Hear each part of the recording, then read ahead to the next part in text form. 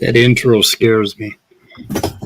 Hey, boys and girls, weather report for Monday, July 26th, 2021. And we have Erica, and we have David, and we have the Buddha guy. Buddha guy, so, yeah. Although I'm nowhere near that limber to be able to sit like that. So anyway, there has been a disturbance in the force. Praise, yep. Smokey. What Holy the shit, what's yeah. going on? Holy shit, yeah. we got some funny stuff to talk about today, honestly. There's quite a bit. The usual suspects have been up to it. And there's kind of like a story to tell, I guess we would say. Yep. Yeah, I was hoping you'd fill us in because I understand it's your fault. Oh, yeah. Well, you know, I'm the big green boogeyman that's always throwing red into the peaceful creationist community and making brother turn against brother with my beguiling patience and evil Medusa-like ways. That's just how I am. Yes, so evil. Yeah. How it's okay. So here's the scoop, right? I'm gonna give you guys the scoop how this all went down. So, like 2 days ago, myself, Dapper, Maddie from Sign Side Up, we all kind of noticed that Smokey was hosting this stream that was like a YEC dunking stream. Now we weren't invited to it. No one told us what was going on. It just popped up on our various home pages. So we were like, all right, like. We like talking about YEC. We like talking about why YEC is bad and doesn't work. And I'd had a couple beers, so I was like, okay, like let's jump in here. So we all jumped in, and for about 2.5, 3 hours, the three of us, and Orge was there too, we chatted with Smokey about like younger creationism and why it doesn't work. And it was all fine. It was all dandy. No one had any fights. It was enjoyable. We all laughed, had a good merry old time, and most of us didn't really think anything of it. And except to my absolute delight, our beloved Monkey for Banana did immediately post a stream coming soon about the heat problem, which I suspect will have nothing new. But I digress. So the next morning, Smokey hosts his usual like coffee stream, and what he's got up right now was what was on the agenda, which is praise. Raw Mad and Monkey for Banana had evidently had themselves a little powwow, and in this powwow, they realized they were very upset with Smokey, not for all the other stuff that's mentioned in this manifesto here that Praise has, right. That's on screen right now. But actually, because Smokey had allowed me, Maddie, Dapper, and Orge to come on an open stream to talk about the topic of the stream, a stream, by the way, that was open to everyone. No, anyone could have come. Anybody could have come. They could have waltzed right in and defended younger creationism, but they didn't do that. And as Smokey, I realize that this may be an unpopular opinion, but I mean, he's quite good at stringing insults together. And he very coherently put it in his stream. He was like, to these guys, it's not heresy unless it's against YEC, in which case it's like the cardinal sin, Eric, right. Can I'm sorry to interrupt. Speed, I think you're getting just a tiny bit of feedback from Erica's. I can hear some too. Coming through you. Speed. Oh. Yeah, okay. I'll mute for a second. I'll change. Can you guys hear me? Okay. Good. Continue it. Yeah. So evidently, like I can only imagine that the way that Discord conversation went to spur Praise and Team SFT to draft this intervention manifesto to Smokey to tell him to stop letting people who disagree with young Earth creationism come on and explain why they disagree with it. I can only imagine that these guys were sitting around talking about how me, Maddie, and Dapper are just like convening on some rickety hill somewhere in a dark castle around a round table, discussing the tactical downfall, how we're going to sow the seeds of discord in like the YouTube creationist community so that we can bring about, the age of evolution darkness or whatever the hell LARP that they're always talking about. And I'm thinking to myself, Price has put this up here, and if you actually move to the next slide that he puts up, it talks specifically about how ungodly and evil and bad or whatever me, Maddie, and Dapper really are. And I think that that's hilarious to me because it's like, dude, get over yourself. This is YouTube. No one cares about irrelevant creationist YouTube channels. We didn't really mention any of these guys when we went on Smokey's stream. Rather, we talked about the issues with young Earth creationism, which in and of itself was a cardinal sin. Like, you're going to want to go a little bit further than that. But it's just a little bit more, I think. I think it's on there. I've got a screen grab of it if I'm... Yeah, let's see. I don't quite know which... Oh, sorry, go ahead. Yeah, here it is. There it is. P.S. The straw that broke the worst ungodly enemies. Oh my God! Besieging the young Earth creationists, the last bastion. Oh my God! Here on YouTube, I don't care. Like I'm really, really sorry. These people could have come and defended their point of view all they wanted. No one came. No one took Smokey up on the offer, and we came and we went, and then apparently, like Team SFT and Praise just like had an aneurysm about the whole thing. And then in the live stream following this, Praise and Smokey were talking, and Smokey kept asking him, so you think this is the most evil thing I've done? I mean, with all the evil things that Smokey has done and said to people, this was the one thing that Praise insisted was the very worst thing that he ever could have done. And it's like, what? And I'm like, what in the hell is wrong with you? Also, so you can bash and try to disgrace young Earth creationists. Oh, honey, you don't need our help. No, just listen to them. Yeah, just let them talk. Yeah, that's what I was thinking. If they feel disgraced, then the right thing has been done. Yeah. Well, Anyway. and Smokey said something very poignant, actually, in the stream that he hosted the next morning, and I'm certainly paraphrasing it, but it was something along the lines of like, if your model has to, like, if at any point your model suggests that the Earth simply looks old, then it's time to admit that your model's not science. It's accommodating what actual science says and trying to force fit it into a different lens.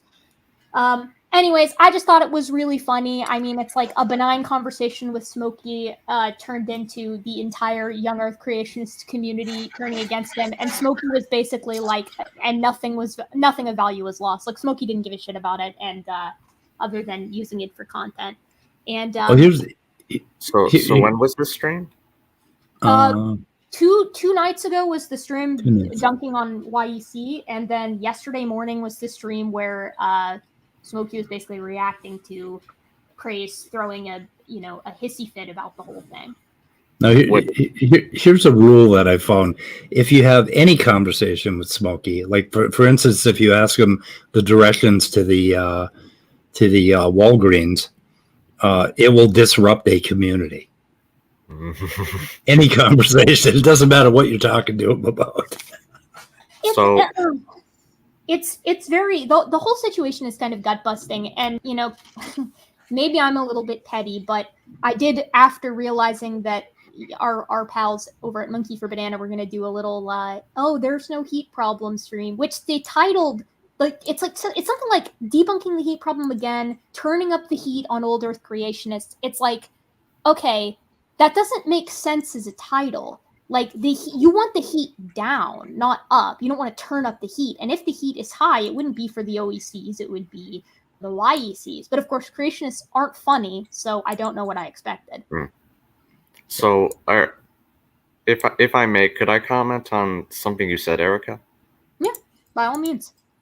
So you were mentioning how kind of they were imagining us kind of or kind of you guys meeting up in this dark corner in the alley and discussing, like you said, the tactical ways of destroying the YC movement, which is obviously growing over time. Haha.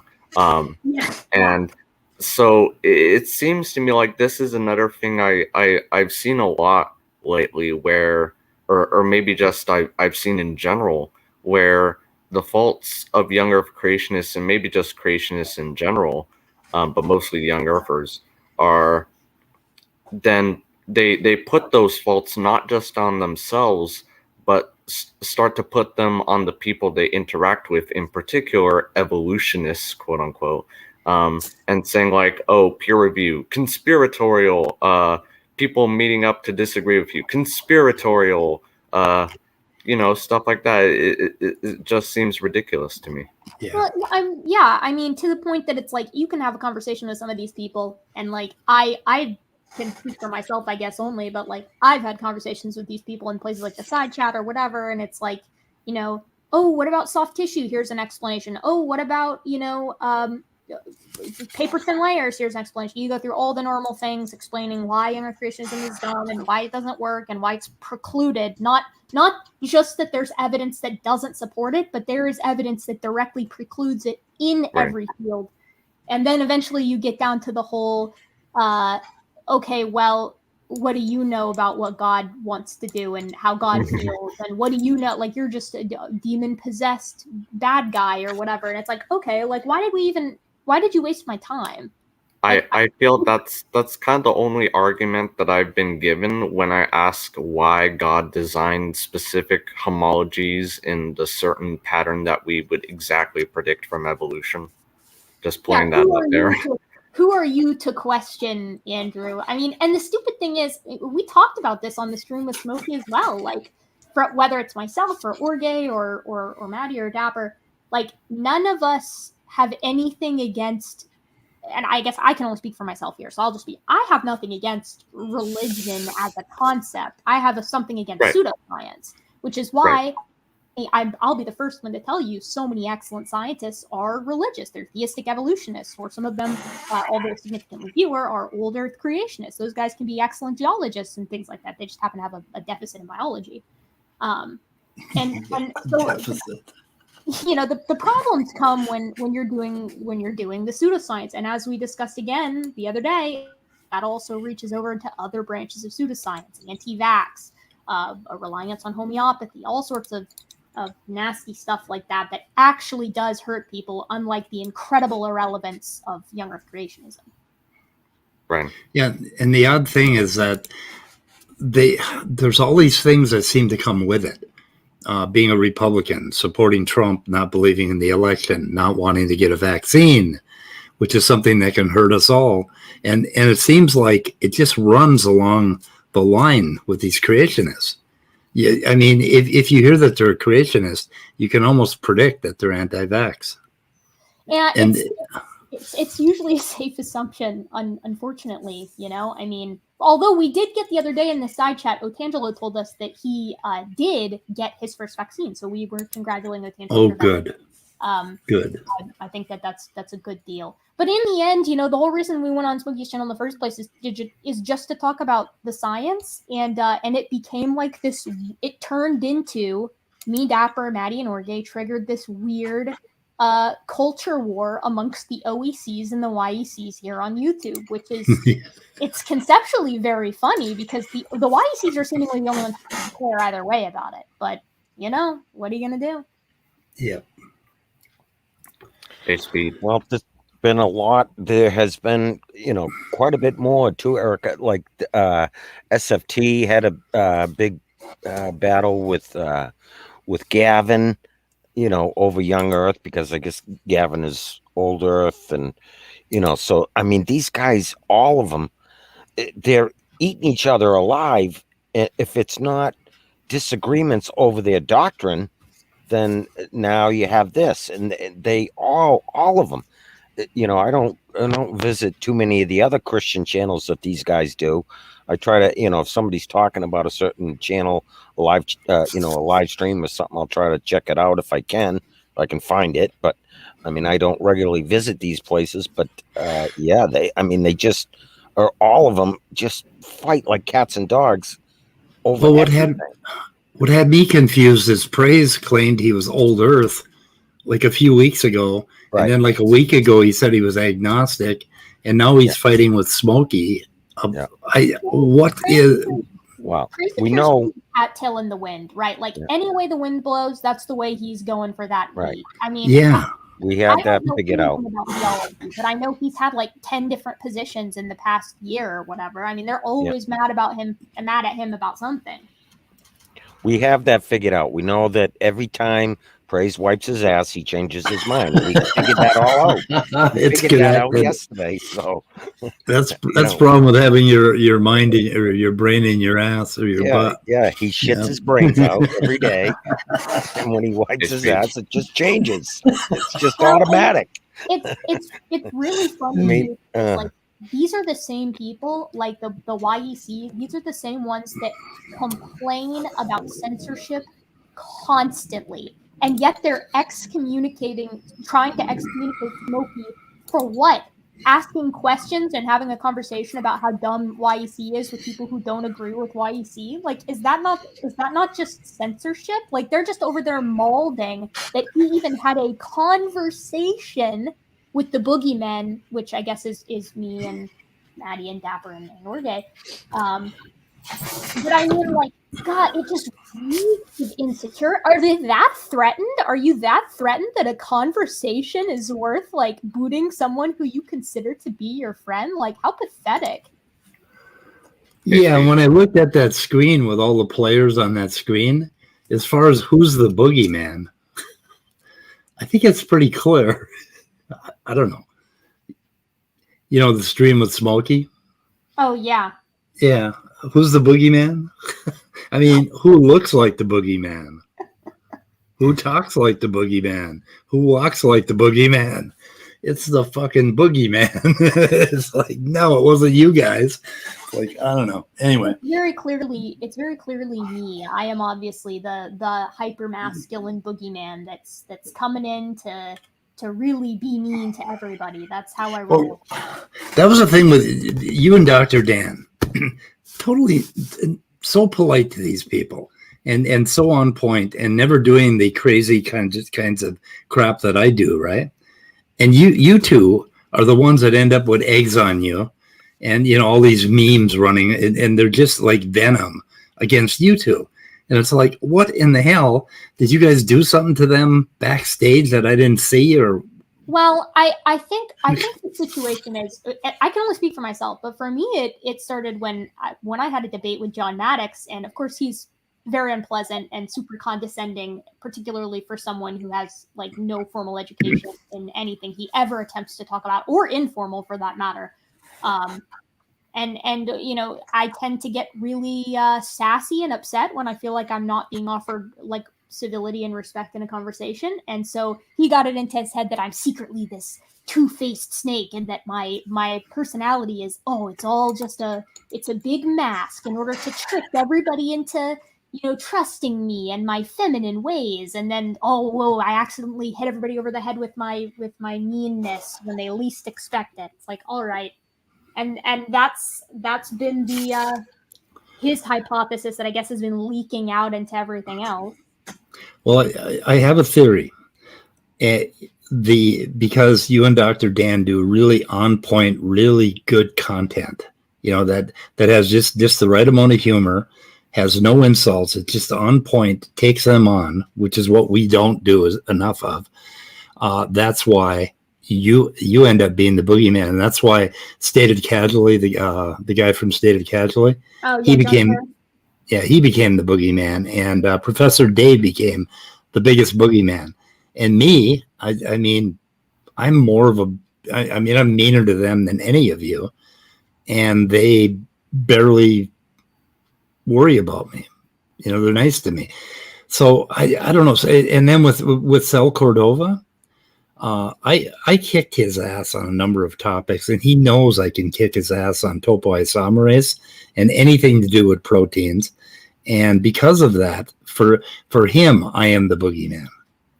And they're afraid of people that take them on effectively. And you guys take them on effectively. And I think that's why you get a lot of crap. And that's really sad.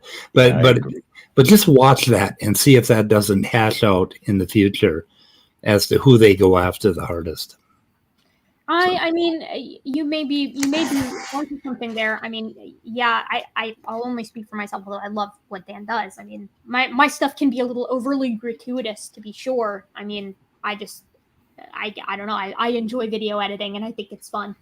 But I don't know. I don't like to leave any room when I'm making my videos for people to be like, okay, but you could have covered this and you didn't, or where's the source, or where's the claim that you're making. I like arguments that are airtight. I think most of us do. Yep. Hey, Speed. Yes, Andrew. How much stuff did you have today? Especially since Erica has graced us with our presence, I wanted to, I guess, show her something and see what she thinks of it. Yeah, we'll cover anything except physics. Yeah, no physics. Okay. I just think that everybody needs to take this. Physics, but it's not physics. Not first, at least. I just think everybody needs to take this science versus YEC stuff and go at it like professional wrestlers, and do these close-ups in I know, yeah, camera. And I'm talking to you. I really need to change the tone. Some of my favorite memes that have come out of our YEC friends haven't been the egg on the face photoshops, but the sweaty wrestling photoshops. They're very homoerotic. Yeah. Yeah. You sent me something. Reminds me of Saturday mornings in the 1970s when the Junkyard Dog would go after Rowdy Roddy Piper long before the professional wrestling took off. Anyway, I'm sorry to derail the discussion. No, Midnight says wrestling. Midnight thinks he sent me something. Did you send it by smoke signal? Did you send it by Yeah, I think he sent it. He was talking to Eric, okay. I think, yeah. Okay. It was about chimpanzee. A group of chimpanzees killed an albino chimp or something, I think. Yeah, I'm checking now to see what albino chimp. Yeah, I think that's what it said, didn't it? I think that's what it said, yeah. Yeah. Pretty sure. Are you sure that wasn't just a guy in a really feathery sweater? No, it was an albino chimp, an Italian albino chimp, I think is what it was. Yeah. Yeah, I'm not seeing it. Maybe send it again. Okay, we'll get Midnight a link. He said he didn't. He said, "Oh wait, I didn't. Hold on." Oh. So you're making me feel like I said, crazy pills over here at midnight. Thanks. Yeah. Oh no! We got so many thumbs downs from all the covert hate watchers that probably. Oh my God, we got 6 down.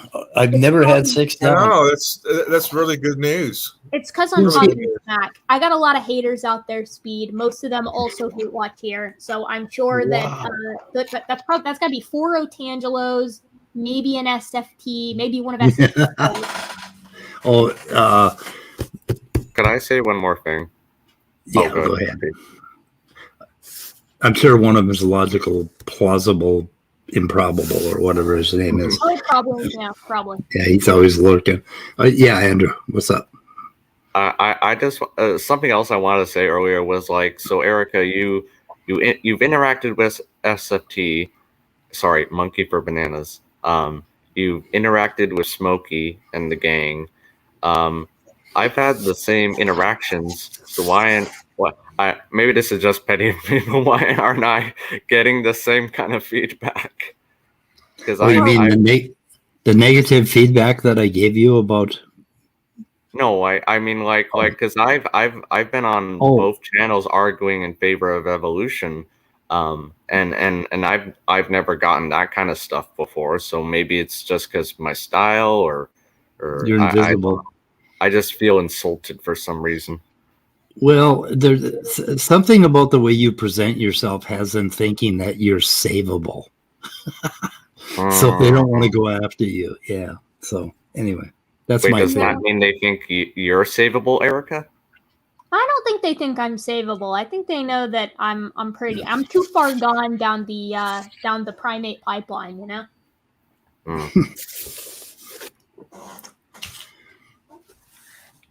But you know, okay. It's always some hot drama with that group. It's something else. I mean, you can interact with them, or you can like look at what they're up to, and then if you don't do that for like several months, and then you check in again, they've probably gone through like 300 to 400 dramas. Yeah. Also, one more thing, or one more thing, Erica. Have you seen my first formal debate yet? Have you watched it yet? Because I know you said you didn't because Neff was there, but oh yeah, I'm guessing not yet. Yeah, I think I saw some of it. I don't think I've watched the whole thing. With Nephilim Free, man, Andrew, why'd you do that? Because I want to school him on phylogenetics, and I think I did in some areas. You probably did. I'm sure you did. And now that we've dunked sufficiently on Nefty, I'm hoping that our thumbs down for this stream will continue to go up, since they're probably damn to come drop a dislike. Which, hey, boys, any interaction is good for the algorithm. Yeah, we've got 8 now. Yeah, it's up to 8. Yeah. Oh, this is amazing. This is record. I'm gonna have to put you in the back room, Erica. Man, you gotta make me the head of the stream, because dislikes are just as good for the algorithm as likes are. So thank you. Yeah. What the hell? so Speed, what were you gonna do now, or could I show my thing to Erica? When did you want me to do that? Because I don't want to derail the topic. Someday we're going to talk about ERVs, but I think we should do that in a separate show. This Peter Borger guy is worth talking about, and we definitely need to devote a whole stream just to him and the VIGE, or what is it, variation inducing genetic element and baranomes. But that is a very deep topic, and we're going to have to really work hard at it. So anyway, and it has to do with the weather report a couple of days ago. I gotta say, the concept of a baronome that's like the silliest word I've ever heard in my life. Like, it's wonderful. Yeah, I was. It's generally not good practice to give a name to something like conceptual like that if you can't actually define a single baronome. But if you ever go to the opera and hear one sing it right, it's just a beautiful experience. Now the thing about that rings. The thing about that is. Sorry, go ahead. Standing for Truth and Raw Matt are continually saying that we don't understand the creationist model. And because there isn't one. Well, this Peter Borger guy, he actually has a model. And it turns out what the model is all of evolution, except that it starts 6,000 years ago. But other than that, he basically is talking about every form of mutation and de novo gene production that we all believe in, except he has the idea that there were these perfect baranomes created 6,000 years ago, and then they started to mutate after the fall. And I have a lot of questions, but anyway, I want to read all 3 of his papers and spend some time on it because it is thick. But as I was reading, it's like, yeah, that's one of the modern ideas about evolution, and that one too, and that one too, and what the hell are you talking about? You're basically arguing for evolution as if you're arguing against people that buy evolution, and like he was using all of the modern ideas about how variation basically creates de novo, these de novo genes and all of that. And it was like, it was just amazing to read the paper because it's just evolution. I mean, like, that's the funny thing, is that it's like these guys have slowly over the past decade just been more and more accepting of evolution to the extent everything. that they put it on steroids. And then they were like, it's not evolution. It's just it's something else. It's speciation. It's like, no, you're talking about hyperevolution. That's literally just. I'm probably the least qualified to even touch on this subject, but I mean, they have to do that, right? They don't have another choice because they don't actually have a model, so they have to take the real model and just kind of twist it around, I guess, right? But they're trying to own it, right? They're trying to own the research. They don't have a choice, though, right? I mean, right? So when you think about it, they'll also just go, it's not, you don't know the creation model. It's not evolution. It's not hyperevolution. And then you'll be like, okay, how is it not hyperevolution? Crickets. And they explain it, and they explain evolution, but they want to own it. Like, they want to take the research and say, oh no, this is a creationist idea. It's like, no, it ain't. I think that's kind of the big difference between what they're doing and what science is doing. Science is taking the evidence where it leads, not necessarily starting with the evidence, but taking it wherever it leads. Whereas pseudoscience creationists in this case are starting with the irrefutable position of God did this somehow, and then making the evidence kind of fit within that narrative, which isn't how science works. Yeah. And the YouTube ones are no better than the professionals. I mean, like, I'm doing this video right now on the Ark Encounter in the Creation Museum because I went there, and it's actually comical because they've got this huge sign that's like, but wait, isn't natural selection and speciation just evolution? No. And you're like, okay, but how? It's just like, nope, it's not. Don't worry, nothing here. It's not. Nope. Is it possible that what we're looking at is evolution? No, it is not. We're not taking further questions. Okay, yeah. All right. Like, if the pros don't know, I guess we can't expect the YouTubers who have zero formal education to know either. It just amazes me how, like, maybe I'm just really naive, but like, how can actual professional people in the field, or sometimes in the field at least, actually hold to these positions? It dumbfounds me. Here's the thing. They start with the Bible, and that's where they started with before they ever opened a science book.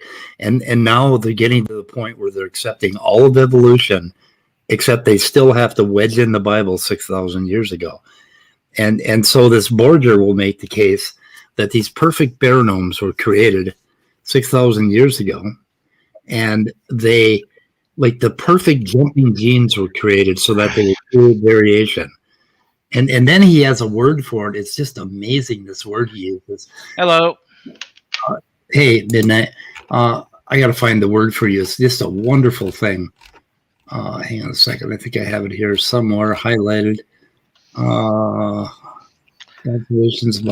I'll find it in a second here. Well, But yeah, okay. no, my thing was more related to what I said, Erica. But found it. Okay, instead of calling it the law of natural selection, he calls it the law of natural preservation. Okay, all right. Like, you're just doing the thing. You're changing the name, and I know. Like, okay, good luck getting that anywhere. I mean, this is why professional scientists don't pay attention to this kind of work. It's not about actually making any groundbreaking discoveries or coming up with any kind of new concept. It's about clothing old concepts in a way that's digestible to young Earth creationists. That's it. That's the whole thing.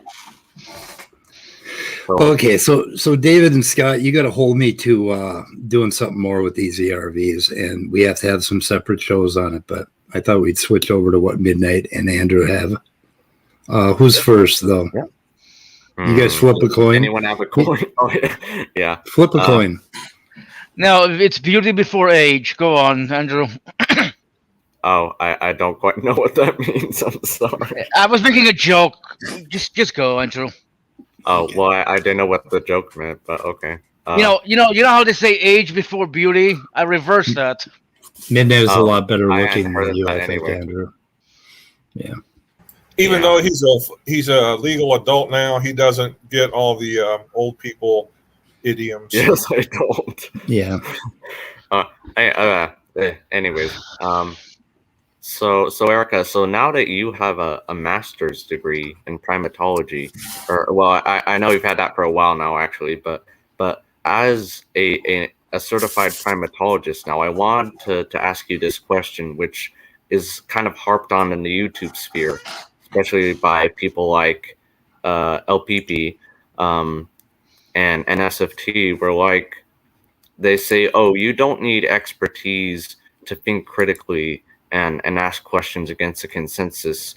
But what do you think about that? Like, what do you think about this statement that you need or you don't need expertise to accept the consensus, but you do need expertise and training to refute the consensus, because in order to refute a position, you must first understand it.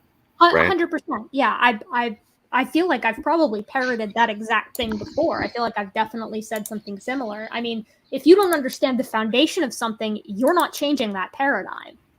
Right. That's like, just the one of it. You're not going to come up with relativity if you don't understand like Newtonian physics. Right. Or example someone else gave me. You're not gonna. Well, there are actual physicists out there who don't think dark matter exists, but they understand the physics of dark matter according to the standard model. So that's just an exception that proves the rule, basically. Right, exactly. I mean, and I can tell you, you know, with the case, and I hope you're listening, John Maddox. I really hope you are. I hope you're going to get back with those streams soon, because I know you promised me a degree, and I'm really getting excited for it. But John doesn't understand human evolution 100%. Anytime I've ever heard him even remotely talk about it tangentially, he's betrayed just like a complete no thoughts had empty about the subject. I realize that's kind of mean, but I mean, he's talking about like, he's like blaming phenotypic plasticity for the hominids. Like that's the level that we're at here. I've seen this. Sorry to interrupt, but I've just also seen the same thing for him about phylogenetics. But go ahead. Yeah, well, because he exclusively wants to have conversations within the realm of like what he considers to be bioinformatics, because he can at least utilize some of that jargon.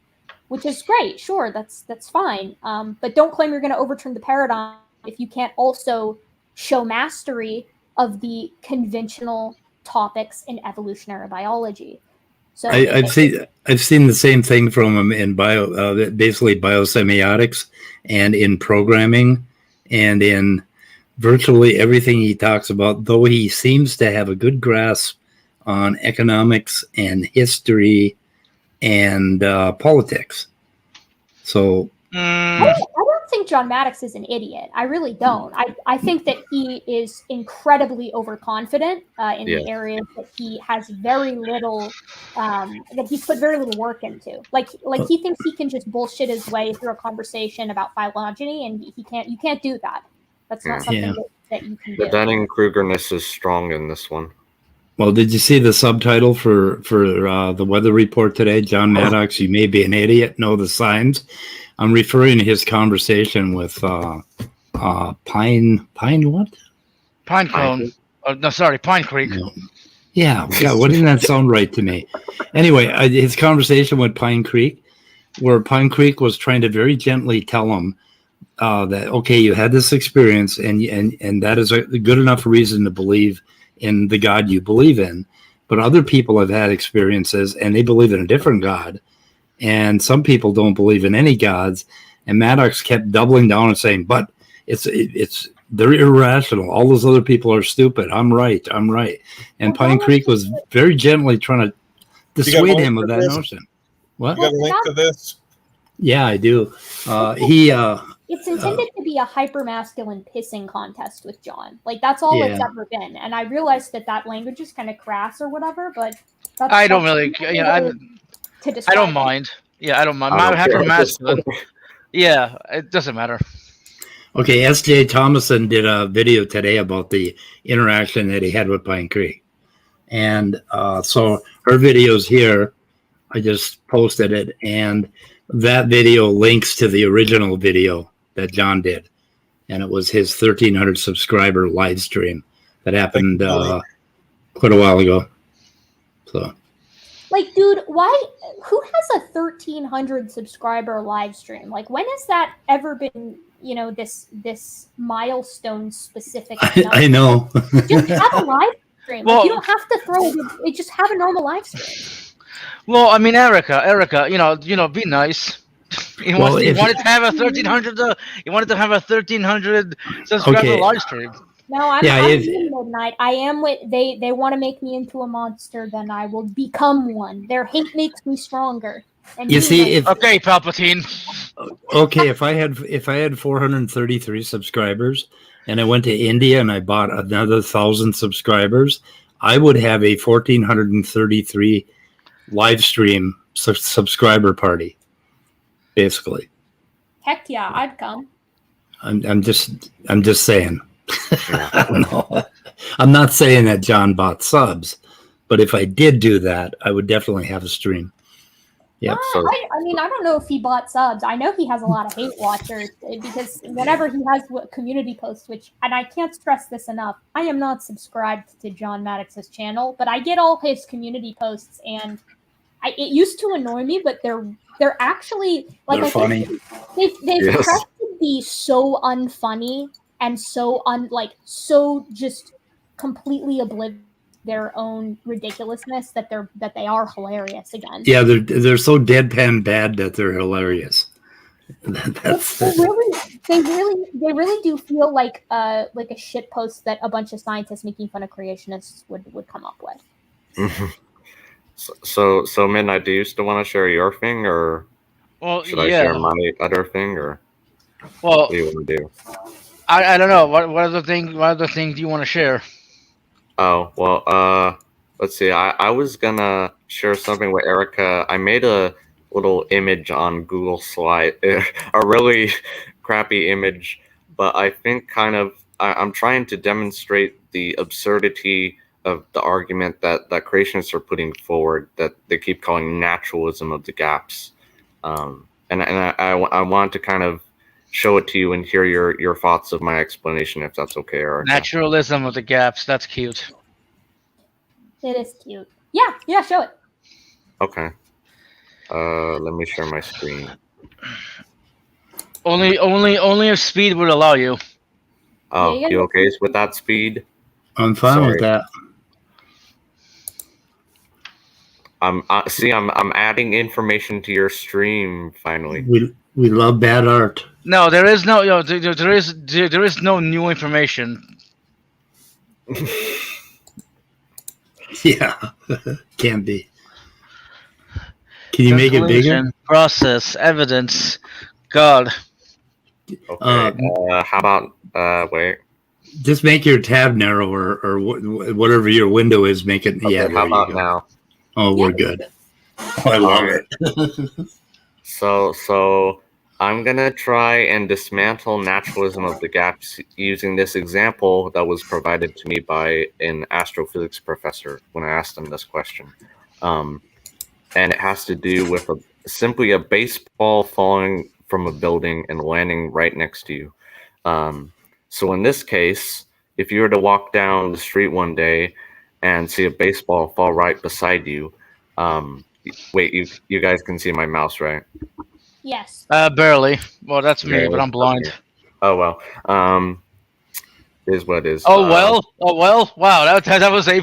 I'm kidding, Andrew. Go ahead. So the baseball falling right beside you would be the evidence in this case. So that's But kind look of like a sun. what? They look like tiny suns. I don't know. They looked cool, right? Stop dissing my image. I'm not. I'm just saying. You say it's a baseball, but they look like suns. I don't know. It's a shiny baseball. I don't know. Oh my goodness, it's a very bright, very luminescent baseball. Just Yes. Some people spend all day cleaning their baseballs, so that's a very clean, looking very clean. Like baseball. I like this illustration. I'm just saying, Andrew. Yeah. Well, thank you. Anyways, so the scientific way would be to take where the baseball lands, plot out its trajectory using the laws of gravity, and to the process working its way back up and saying, okay, it came out of this balcony right about here at about this height. We can't say for sure where it came out of, but we're reasonably certain that it came out from a balcony of this height next to this building. Okay, so that's going from evidence to conclusion. Whereas, so that would be what they would call naturalism of the gaps. Whereas, someone who's proposing a God of the gaps argument would claim, start with the conclusion, then go to explain the observations or fit that into the conclusion, basically. So in this case, God, which I have represented by this beautiful cloud here, basically magics the ball at specific points until eventually it lands here, because of course that's God the gaps filling in the we don't know where it came from, so it was magicked into existence and then fell to where we see it now. So I guess that's the basic thing I want to show. If you want to add on to it, Erica, because I'm trying to think. I don't know. I feel like this kind of shows the logical absurdity of saying, oh, we don't know the origin of something, therefore we can't deduce its path back to that origin. In terms of naturalism of the gaps, do you think? I think this is I think this is a great illustration. I think to add too much to it would be to kind of ruin the simplicity of it, which is, the best way to get the concept across. The only thing that I think, in this kind of conversation, the conversation about God of gaps versus naturalism of the gaps or whatever, again, I echo Midnight here. It's very cute that naturalism of the gaps has been evidently coined. I think that's adorable. But that being said, there is a point of order here that, at least when I have had conversations with people about this kind of thing, that I like to bring up, which is there's a huge difference between not having an answer to a question and having evidence that precludes certain conclusions, right? That's a very important distinction to make. So, like, when I talk to whatever young Earth creationists, and they're like, well, you don't have we may not have an answer for the heat trend, but you don't have an answer for abiogenesis. It's like, first of all, I think abiogenesis is interesting. I just don't think it's nearly as interesting as evolution once life is already formed. So I tend to be like, I don't really care, but abiogenesis is an open question. There isn't any foundational truth in physics or math that precludes abiogenesis. Right. There is for young Earth creationism. In fact, there is at every turn for young Earth creationism. And that kind of evidence, that kind of distinction between data that precludes versus open questions is an important one to make. Something must have happened for 3.8 billion. Something must have happened 3.8 billion years ago to get us to where we are now. So if it's not abiogenesis, then it's probably then it's probably the guy from the guy from Prometheus killing himself in order to create life. So the engineers? Nobody. Yeah. Well, also something. Oh, go ahead. Sorry. No, I was just going to say this is definitely 100% a Prometheus style situation if I ever saw one. Right. But then say if we do go the alien route, the aliens are the ones that seeded Earth with life. Where the fuck did the aliens come from? You find yourself heading down another another infinite regress. Well, Okay. this whole origins or bust concept, like creationists have had this explained to them so many times, but Oh, you don't no. start with abiogenesis in order to get evolution, Right. right? Like, that's not how we do it in forensics. That's not how any kind of problem solving works. The way that we know evolution happened and the way that we know that the Earth is very ancient is because we have just absolute parsimony across numerous fields that support both of those. Both of In those. in in the analogous sense that you don't need in the example I provide, you don't need to know the exact starting position of the baseball to know that it followed a certain path to land where you see it according to gravity. Well, not only that, but at least based on common ways of investigating using the scientific method, like you would start with the most recent observation and work backwards. Okay. Right. Okay. What Forensics works, right? what the Like forensics and science have a lot in common, and forensics is a science. what the fuck am I looking at here? Maddox's latest meme. This one is so hilarious. I mean, Wait, thanks for letting me share that. Like, I don't know. Like, sometimes it's just completely indistinguishable from a Poe, right? Like, to me, this feels like something that I could see on the Debate Evolution subreddit where, someone is, like, shit posting or something. I don't know.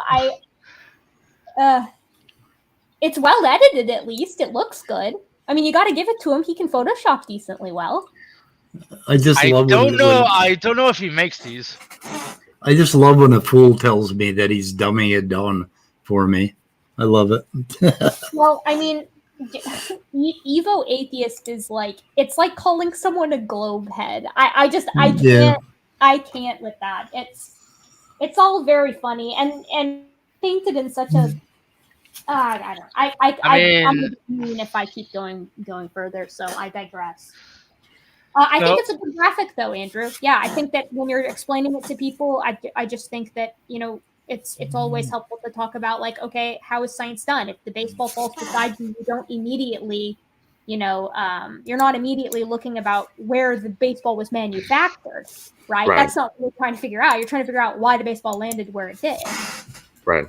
And to go more detail into it, an example this professor provided me, he actually went into the steps of, okay, you check the security cameras. Okay, it falls from this height. Okay, you check some recordings. I think he said an old woman made in this hypothetical example. Oh, okay, it landed or it started falling from this balcony. But what happened before that? Who knows? Well, and that's not the question that's being asked, right? I mean, and that's how it is with evolution. It's like evolution unambiguously happens. The Earth is unambiguously old. Abiogenesis is an open question. At least the how certainly is. But you don't need abiogenesis to show evolution, right? Like you don't. That's just not something that needs. I mean, like a creationist, religious people or whatever you want to call them, they want an answer for literally everything. Like, how did this happen? How did this happen? How did this happen? And then, and if you give what? Well, and here's something else. Like the example I always give for this, or the one that I like, I guess I should say. So, imagine you stumble across a large pyramid in the middle of the desert. And you're looking at this pyramid, and you're like, "Wow, there's so many questions, about this pyramid. It's how was it actually formed? How were aliens did it? Various pieces? How did we get the pieces to actually construct it? Where were they mined from? All this kind of stuff." Okay, unambiguously, though, the pyramid is there. That's what we're looking at with comparing abiogenesis and evolution. Unambiguously, evolution has happened. We see it in the paleontologic record. We see it through genetics. We see it in phylogeny. We see it everywhere. We see it happening in real time. So unambiguously, evolution is here. The question as to how we got the first organism that evolution could act on. I mean, if you want to prove evolution, just look at viruses. Those bastards evolve every year. Oh, that's microevolution, Midnight. That doesn't count. I was just thinking, oh, great. We're starting to think like them. Yeah, it's it's really interesting, and the standards, of course, are never they're never applied equally, right? Right. It's the standards that creationists would have for something like medicine are not the same as they would have for something like evolution. If you were like, okay, well, if you take this antibiotic, it's got a 99% chance of curing you. They're like, okay, yeah, obviously I'm going to take those odds. It seems like does the antibiotic work? Yes, the antibiotic does work. But then you show them a tree with a 99% parsimony, and you're like, what? But At least assumption. until the antibiotics work at least until 2050. Well, yeah, And that's and true. another way of phrasing it would be creationists accept the science behind cars, computers, quantum mechanics, things like that.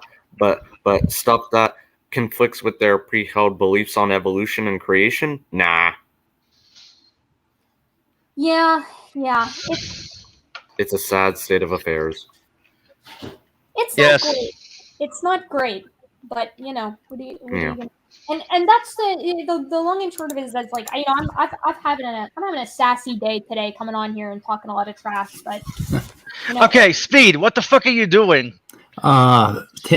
Peter's script is kind of screwing with me, so I couldn't see the screen. And I've been Like, trying to shut it off, so I left the studio and came back, and it actually refreshed, but I can't disable the script, so I back to the drawing board. Never mind me. Okay, I was getting motion sickness, and I wasn't even Okay. moving. Yeah, there's nobody behind the curtain.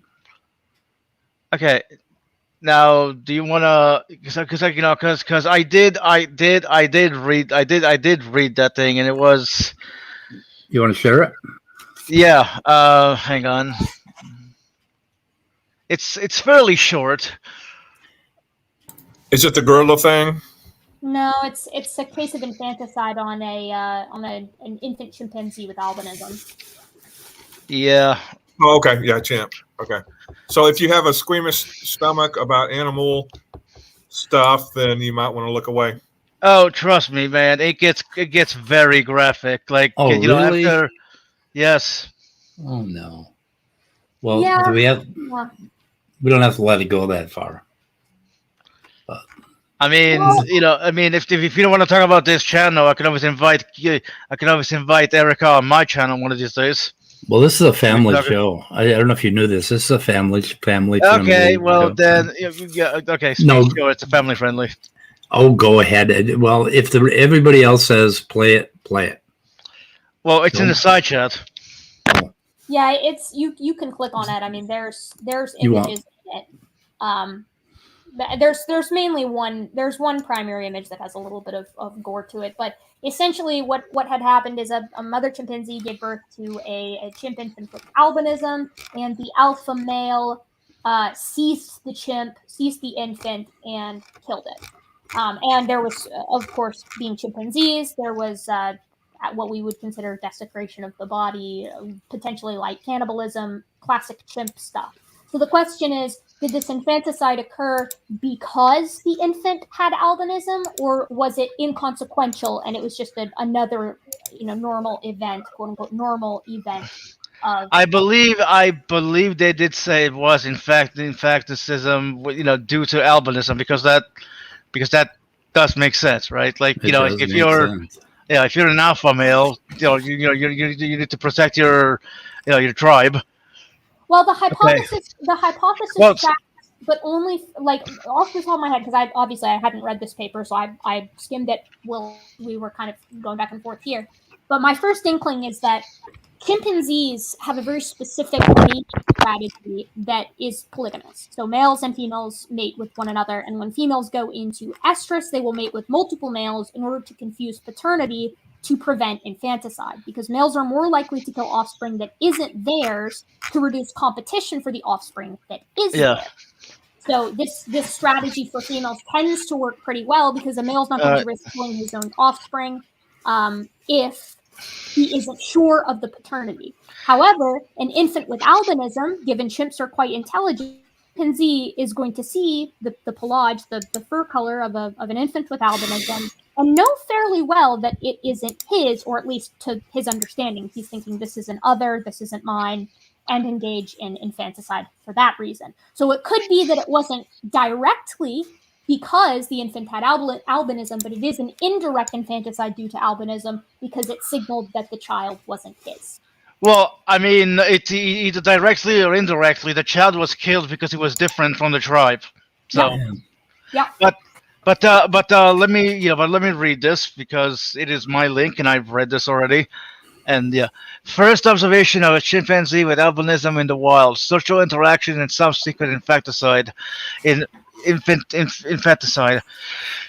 Abstract albinism, the congenital absence of pigmentation, is a very rare phenomenon in animals due to the significant cost to fitness of this condition.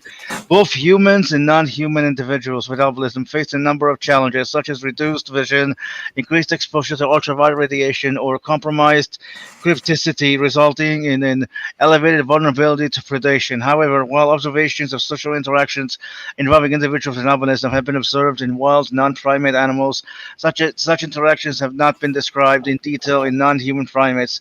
Hereafter, primates. Here we report, to our knowledge, the first studying of an infant with albinism in wild chimpanzees. Pinecreek. I can't pronounce that. Erica, can you help me? Yeah, it's Schweinfurthii. I still don't know how you pronounced it, but moving on. Including social interactions between the infant, its mother, and group members. We also describe the subsequent killing of the infant by conspecifics, as well as their behavior towards the corpse following the infanticides. Finally, we describe our observations in relation to our understanding of chimpanzees' behavior or attitudes towards individuals with very conspicuous appearances. Quick question: what is a conspecific? So conspecifics are just fellow members of the group. Right, Species. I figured as much. Yeah, I figured as much. Just wanted to ask. Okay. You are my you are my conspecific, though sometimes I deny that. Well, you are my conspecific too, but sometimes I deny you. There you go. I know. You wanna scroll there, big boy? Oh, so you're reading off my screen? Oh, Yes. okay. Okay, highlights. Visual highlights. Observations of wild non-human primates with albinism were extremely rare. We report the first observation of a chimpanzee with albinism in the wild. We describe interactions between the infant with albinism and other group members. We describe the subsequent infanticide of the individual with albinism. We discuss these observations in light of our understanding of chimpanzees' behavior. 1. Introduction. Color variation in skin, eyes, hair, fur, or feathers is influenced by the availability and okay, dude, I'm trying to read. Color variation. Speed. How much are you going to read? We don't have to read through the entire paper bit by bit if you just want to move to the results section or do the conclusion. I mean, it's essentially just going to describe the way this paper is laid out. All right. Well, then you know what? Then skip the introduction and go down. Down. So results. Okay. So okay. 3.1. 3.1 Initial encounter of the infant with albinism by party members. UP, a young adult female with an estimated age of 19 years, immigrated into the Sanso community in May 2012. She produced her first recorded infant in July 2017, which was killed within group infanticide by Sanso males at around 2 days old. In January 2018, the veterinary team confirmed UP to be pregnant, and on July 15, 2018, UP was seen carrying a white, quote-unquote, infant, which we later confirmed to be a male chimpanzee affected by albinism. Before the first sighting of UP with the infant, the Sanso research team had last seen her on June 24th, indicating that at first sighting, the infant was no older than 19 days, and judging from its size and appearance, not younger than 2 weeks.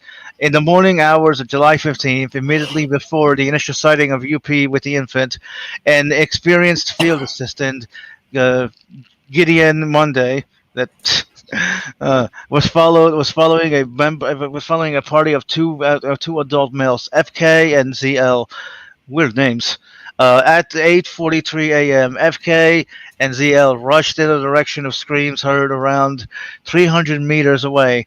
FK was the first one to reach the area, where it was observed that UP was screaming.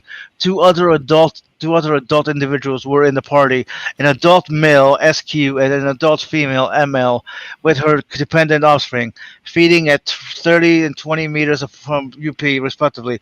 Both SQ and ML were producing alarm hoos, and wah barks, calls that chimpanzees typically produce when encountering potentially dangerous animals such as snakes, bush pigs, or unfamiliar humans. Immediately after reaching UP, FK charged at her and hit her. UP reacted by screaming and was barking at FK and Wu barking at FK, who climbed a nearby tree and watched UP from a distance. While in the tree, FK produced a series of alarm whoos and wah barks. The infant could be seen clinging to UP's chest. Around 3 minutes later, CL appeared pilo erect. Quick question: what does pilo erect mean? It's when a chimpanzee puts its fur on end to appear large. Okay. Speed. You. What?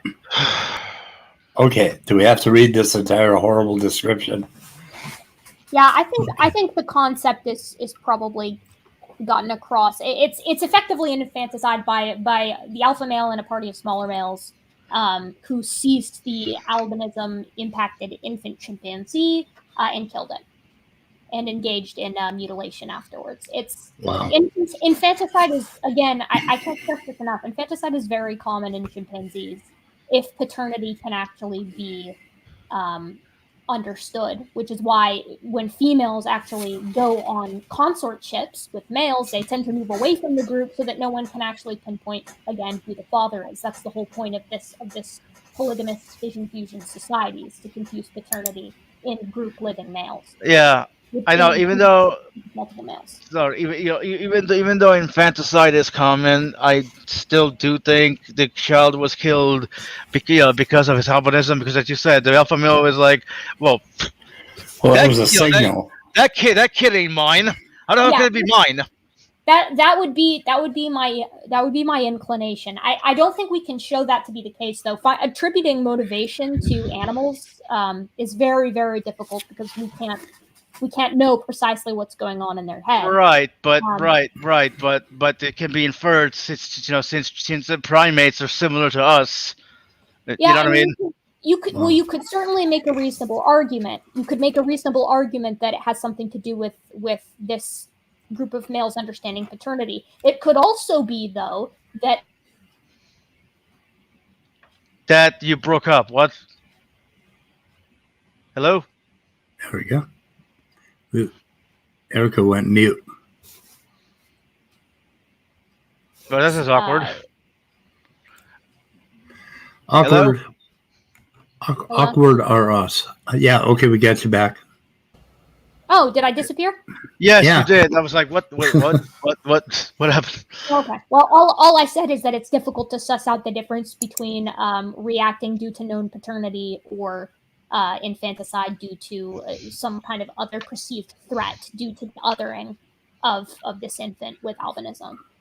Well, but I mean, if I remember correctly, before they killed the infant, I believe the mother, the UP, was kind of ostracized by the group. So, because the group would look at the infant, like I need to read this again. But you know what I mean. This is why I was reading it until Speed missed my spot. Yep. You know how I am.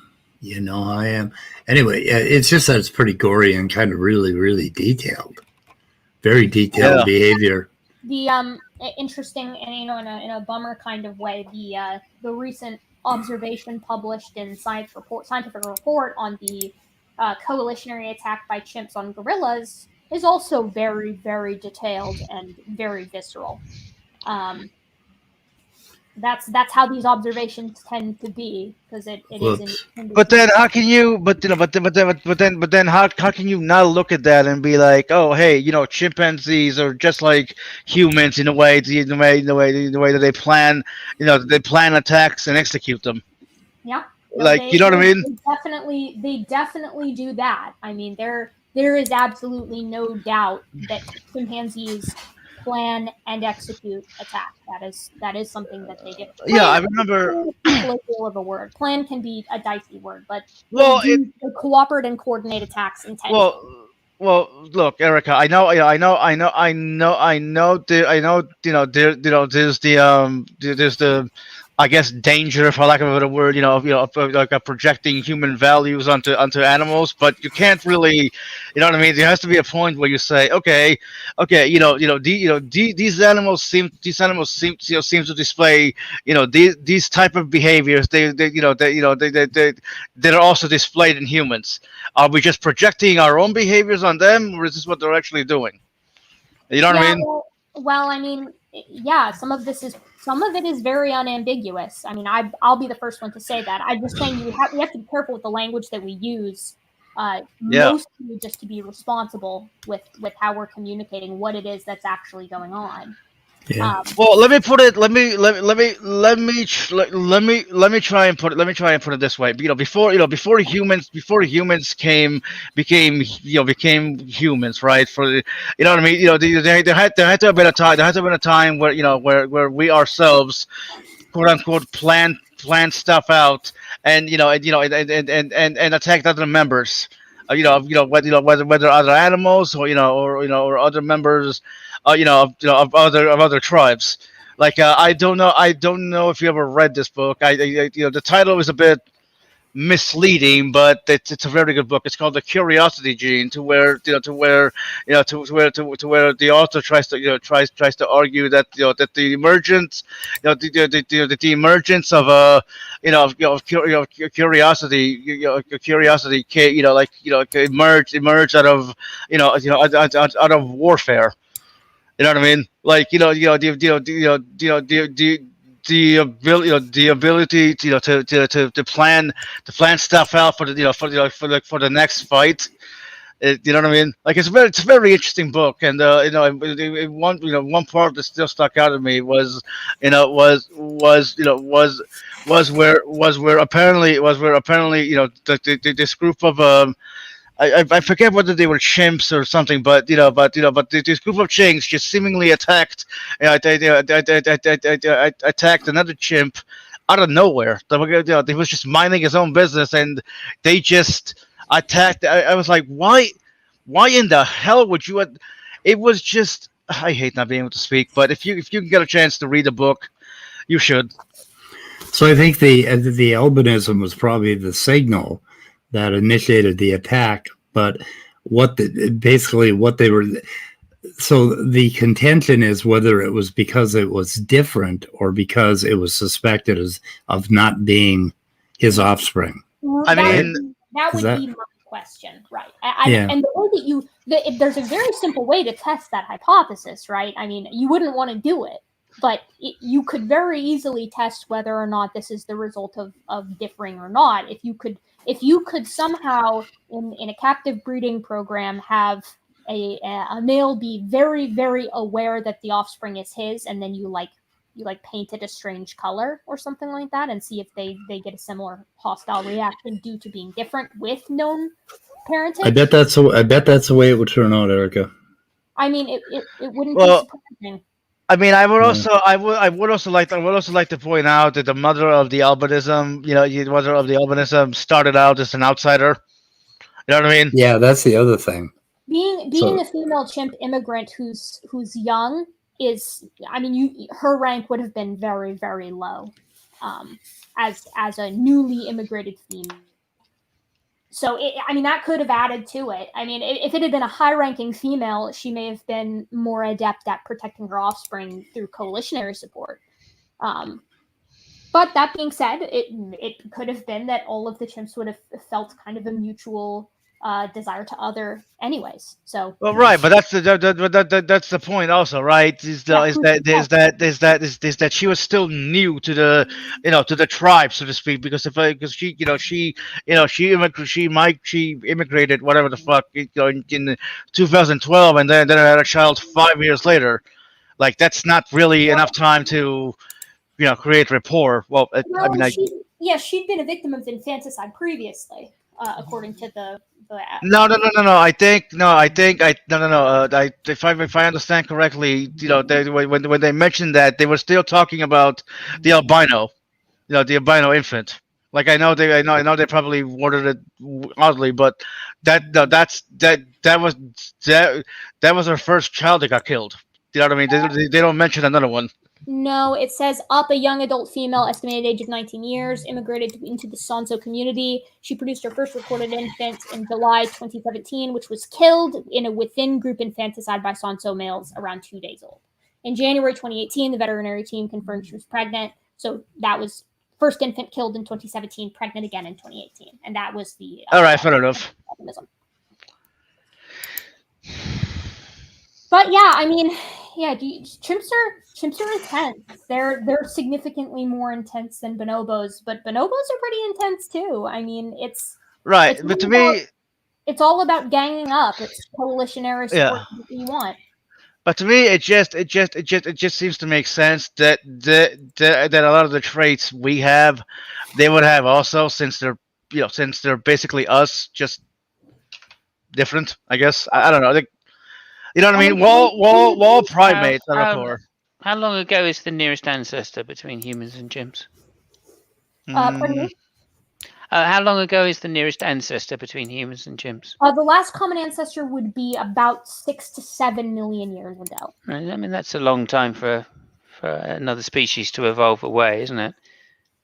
Yeah, but it's interesting. Species with significantly longer periods of separation can still interbreed and sometimes have, community brush-ups. Like chimpanzees and gorillas separated far earlier than humans and chimps, obviously. The human and chimp group separated from the gorillas, and then the humans and chimps separated from one another. Right.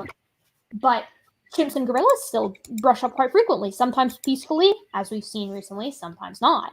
So it's an interesting deal. Right. I mean, yeah, again, from what I have understood, and this is very rudimentary, of course, so please correct me, chimps are kind of a violent species, aren't they? The males especially. Yeah, so common chimpanzees, that's going to be your Pantroglodytes, is known for being particularly agonistic and despotic. That's their whole deal. Organized quote unquote war efforts, patrols where males specifically kind of go into neighboring territories to seek out lone males in order to attack them, intentional infanticide, all that kind of stuff. It's classic Okay. for common chimps. Okay, Speed, that looks fucking beautiful. Yeah, this is from Top Dog, I believe. If I've got my emails straight, but anyway, yeah, it's pretty cool. Can you put it in the description? They took this with an iPhone 4. No, they didn't. Stop lying. No. Yeah, don't be silly. iPhone 5 minimum. 5 minimum, right? I don't know. I don't know why I come here. I just bought a brand new Apple TV today because I hate their old remote. So I wanted the new remote, but the new remote cost half as much as the Apple TV, which comes with the new remote. So anyway, it's kind of nice. The remote, you can actually see it. It's bigger. It's thicker. If it falls on the floor, Apple is into making things so thin and so small that you can't find them ever. Sorry, I'm just laughing at Scott's comment there. What's sad is lemurs with broken femurs. No. I don't know why that made me laugh. Okay, Speed. Okay, you know what? I thought you were joking about the Apple phone, but no, that's literally what they say. Physicists just put Apple's latest iPhone to shame. Oh, to shame. Yeah. Okay, never mind. To shame, right? Yeah, that's where I got the idea from. Obviously, I don't have a creative bone in my body. So yeah, you do. What atoms are they? That was. Yeah, I was trying to figure that out. I read through it and it doesn't say, but. Let me. Where's the link? Is it a gas or? I'm putting the link in the description. Nice. So where the hell is it? You're a saint, Speed. I lost it. Holy shit! I lost it. Oh, You lost no. the link? Oh, got it. Okay, so what is it? Outdid themselves, previously scientists. Okay, new study says. Okay, come on now. What is this? What's Yeah, this? you need to buy it. What? You got to buy it to find out what it is? Probably. So, I don't know. Hydrogen It says atoms, of maybe? atoms. Huh? It says of atoms. They're atoms. Atoms. Like Atom. water. Taking the most Like detailed water. image of the items today with a device that verifies 100 million times.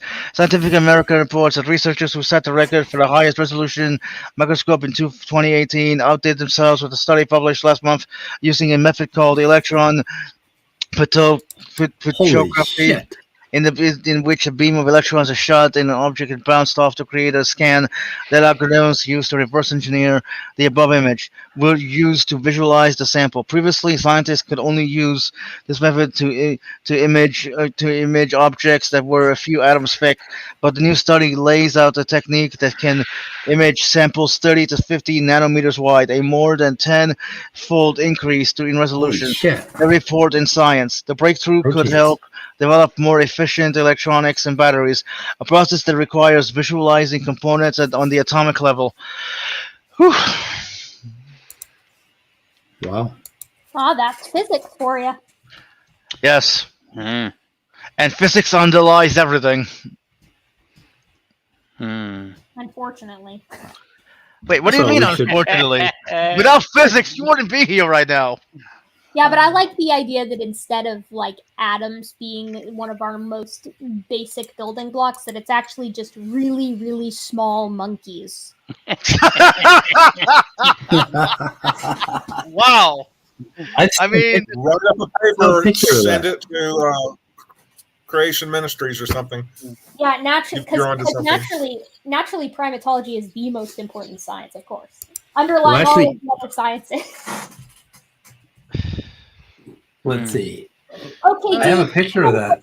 I gotta Erica. catch a D&D stream here soon, and by catch I mean be in a D&D stream soon. So I'm gonna let you guys go. This was a blast. Take care. yes.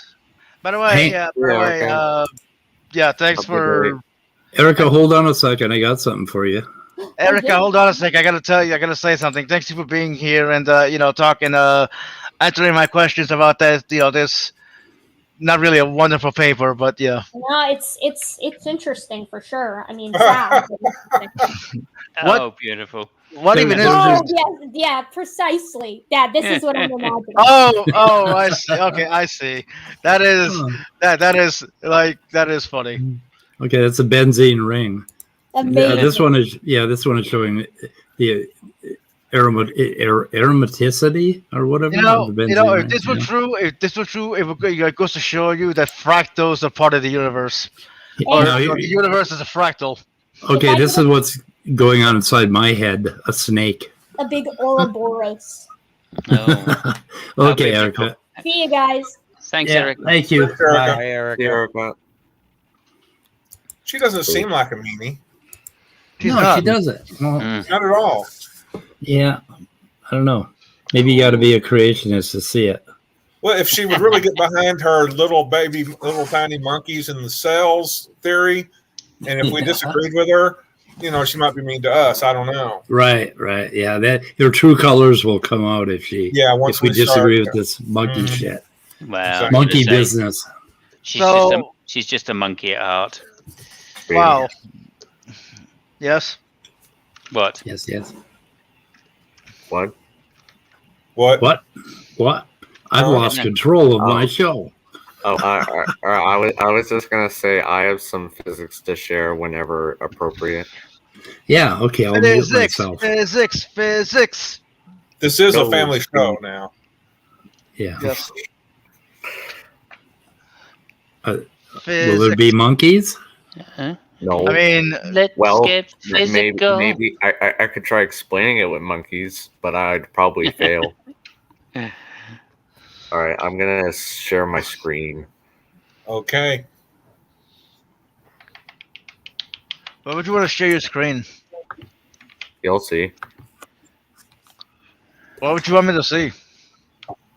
everything. I don't know what's happening right now. All right, so this picture is a picture of a black hole, but it gives the actual real reason mathematically why you cannot escape from a black hole. And that is because, or usually, here, I'm going to go to this image. Watch me escape.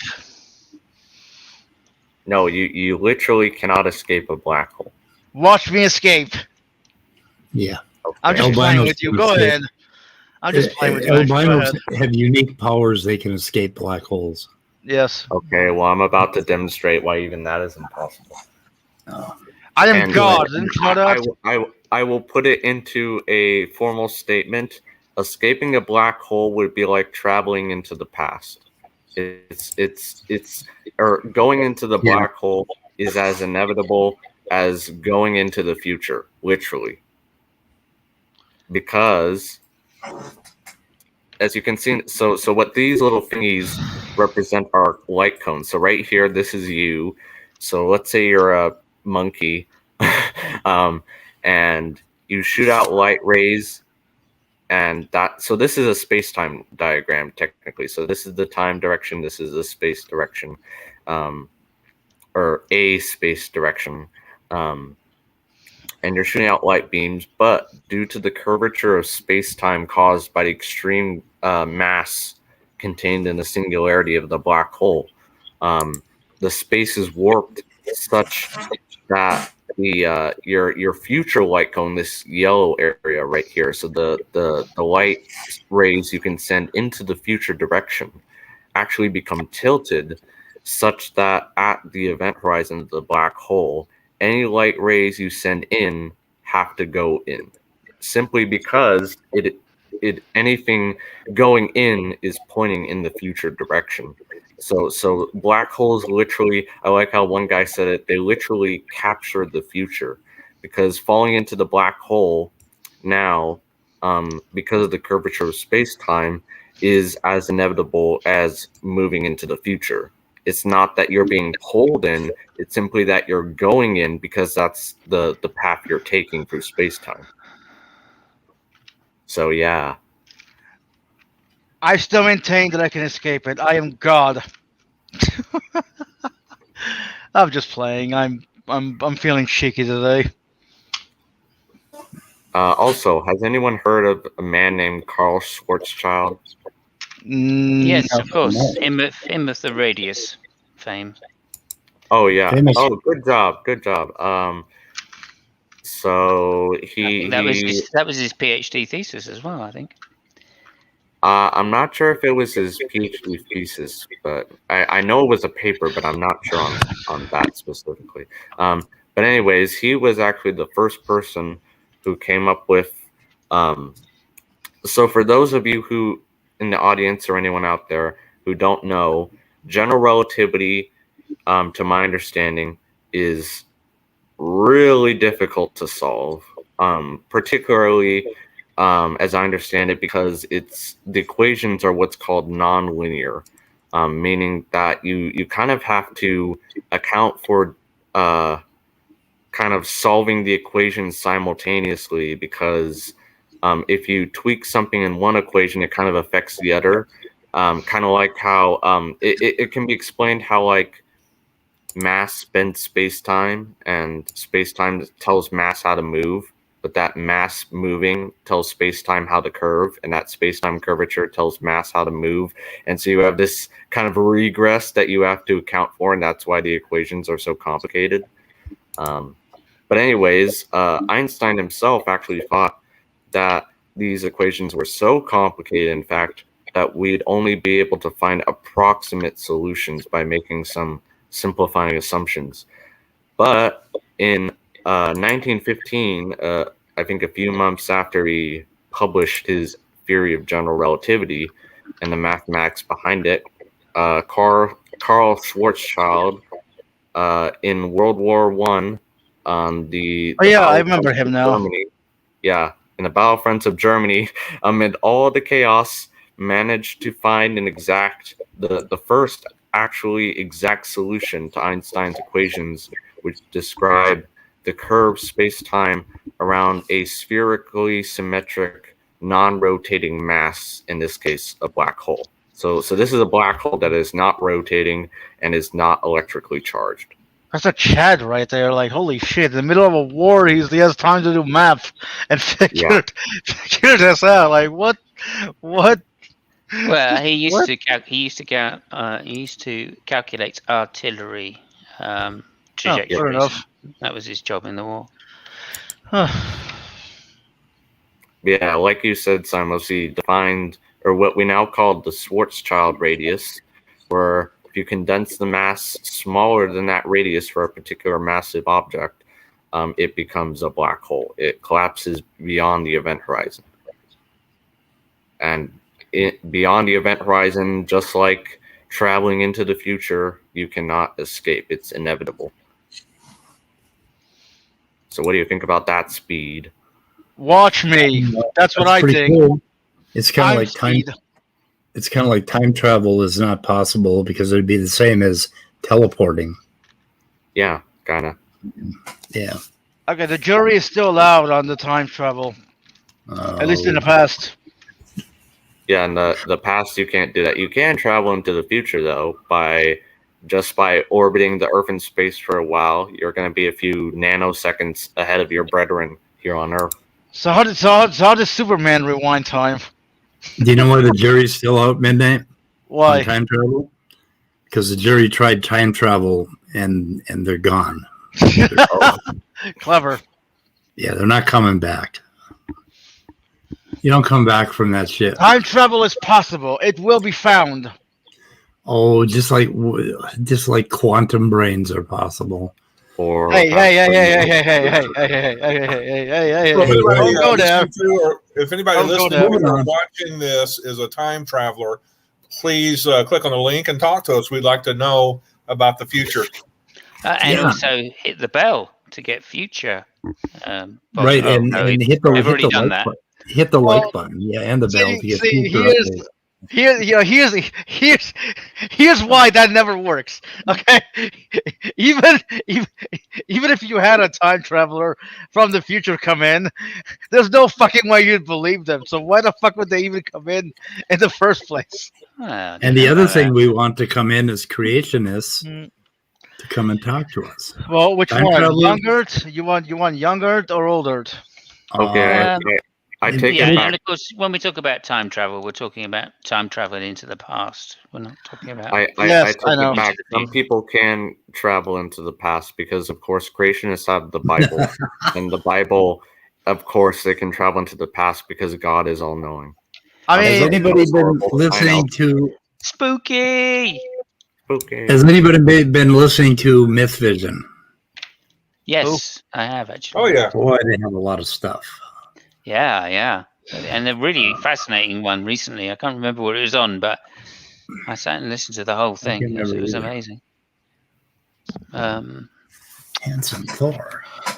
I decided to A couple of days ago. do a Patreon on become a Patreon patron on his channel, and that day he was uploading a bunch of films. I'm sorry, videos from like Dr. Josh Bowen. films, videos. who cares? Yeah, videos. It nearly melted my Apple Watch. All the notifications just popping up there. Jesus Christ! He's got a lot of stuff in the can.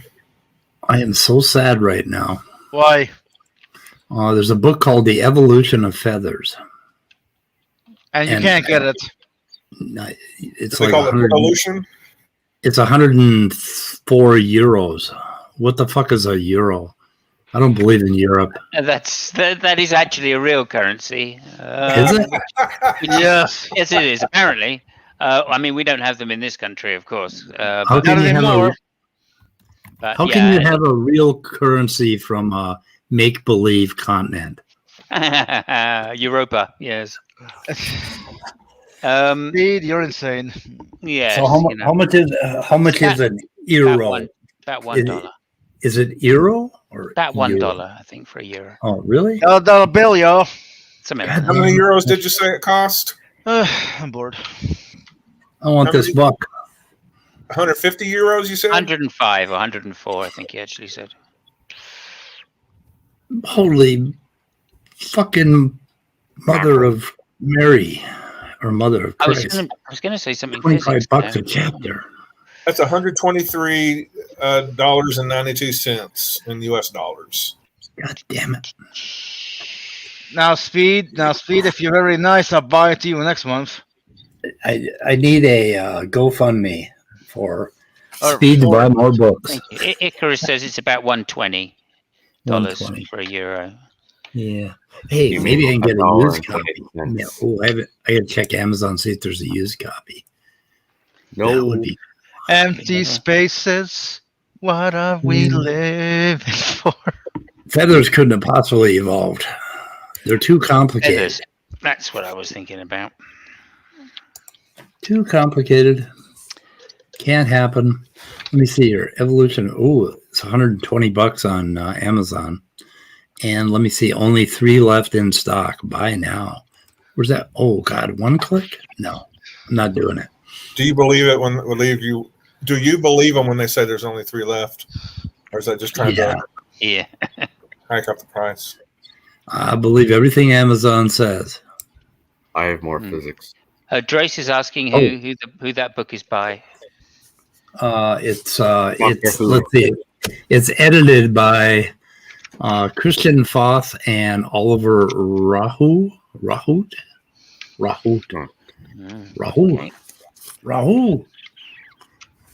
Yeah. Oh, I can show it to you. Let me see if I'm going to dox myself here. Where the fuck?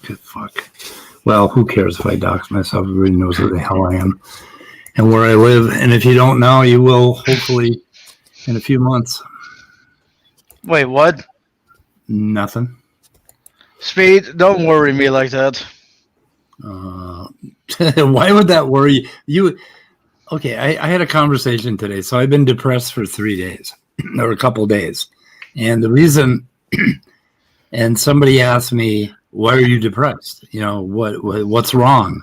And I said, well, nothing. I just been on a learnathon. And when you're on a learnathon for 3 days, it's like being on a marathon for 3 days. Your fucking body would have to rest if you're on a marathon for 3 days. So depression is your brain's way of saying, slow down, take a rest, take a break. Okay, this until is it. until it lasts until the depression lasts years. Yeah, well, there's chronic depression, but the thing is that you can make depression worse when you have it by trying to find reasons. And like the last time this happened to me, or the last couple of times, I had this story I told myself that the reason I'm depressed is because I can't learn everything. But actually, that's not the reason I'm depressed. The reason I'm depressed because I fucking work too hard. So I don't know. Anyway, when you learn too much shit, it can really put a wrench in your neurotransmitters. Well, Okay. it's not even just that, right? Learning too much shit.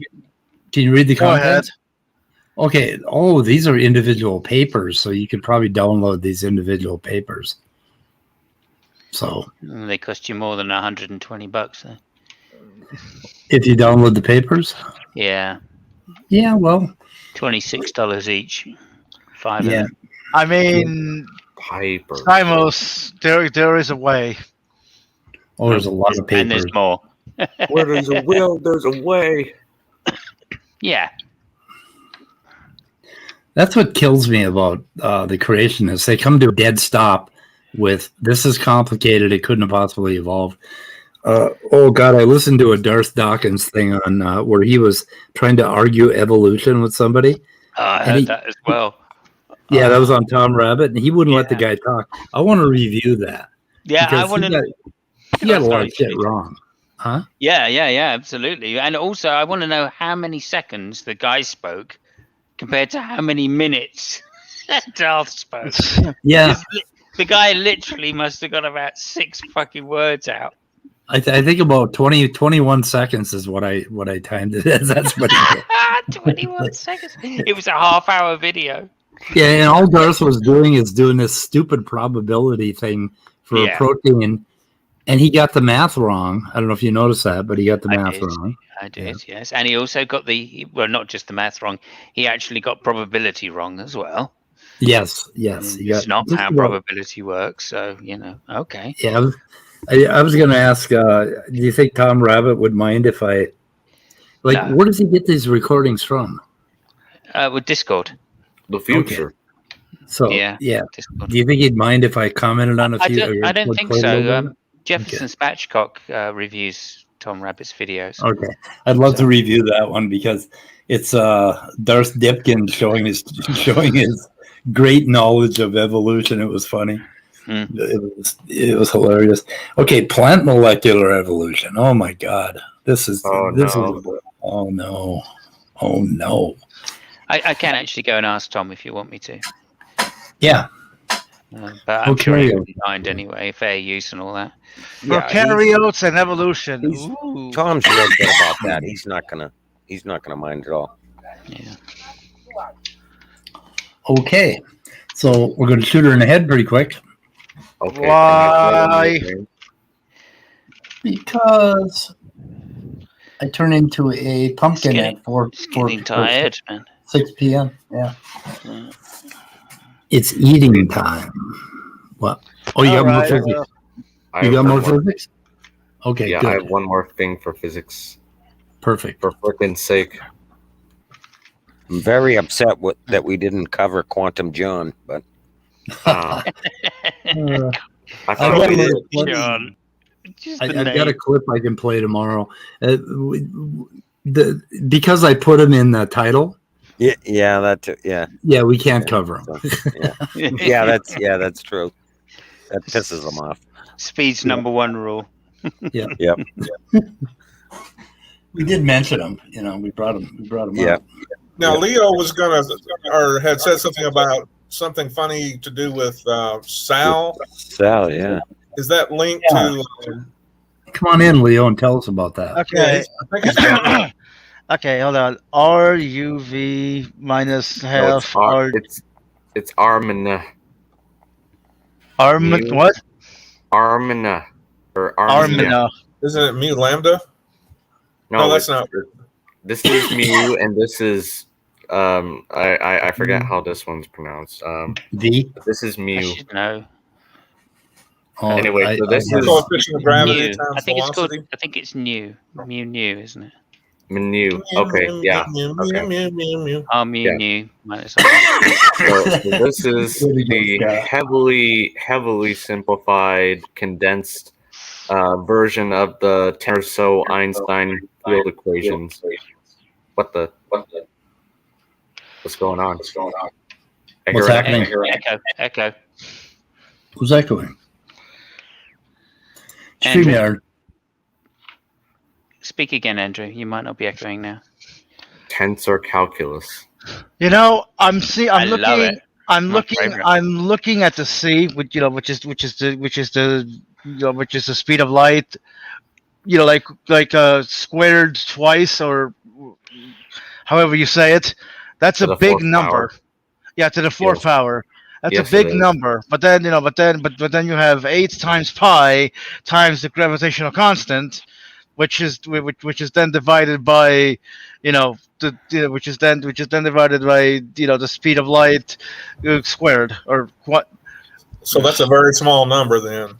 Yes. Yeah. That's a very small Well, number. just remember there are equations inside these equations. I know. So it's not, you can answer this and you get the physics of the universe. It's not as simple as that, to put it mildly. Anyways, what I wanted to say was, okay, so on this side you have the R's. This is the side of space-time curvature. Depending on the mass and energy and pressure within space-time, that's the T menu. And so these two are related by this equal sign. So I like someone in a video once put it like, relates geometry of mathematics to matter and energy of physics. So it's kind of relating to different realms, kind of. So anyway, I wanted to share that. Very fascinating. Nice, Andrew. You are a gift from God. I tell you what, you just need to go up to that college, go to the dean's office, and go, I want my diploma now. Pretty much. Yeah, I'd probably be sued Why? or something. I'd probably be kicked out pretty quickly. That's right. But that would put pressure on you to show them the genius that is Andrew Cumming. Oh, I'm Okay. the genius. Well, it's not cubed. That means three. I don't know. Yeah, Speed. You know I'm what? a Maybe you genius, then should. everyone's a genius. Maybe I'm not a genius. Well, maybe you should. the actual equation actually is something like e squared equals m squared times c to the fourth Uh-oh. plus Midnight b said- squared c Okay. squared. Midnight said speed and should in the same sentence. Oh, Well, yeah, I was trying to say Speed should just shoot us in the head. I should shoot it? By the Ooh. way, I'm surprised nobody commented on my name yet. I just saw Consciousness it. component. So that was a Oh my mu God. and mu. No. of each other. Fuck. Are you kidding me? I didn't see that. God damn, you're out of here. How very Stuart Hammeroff of you. Yeah. So Andrew, Stuart that was a Hammer. mu I think and it's a mu. Stuart. I can't remember his name. It's too many years ago. I saw that goddamn lecture. It's Stuart Hammer hoax. Okay, Hammer hoax. Okay. Yeah. Between that and Stuart jack me off. Mm. Were you saying something, Scott?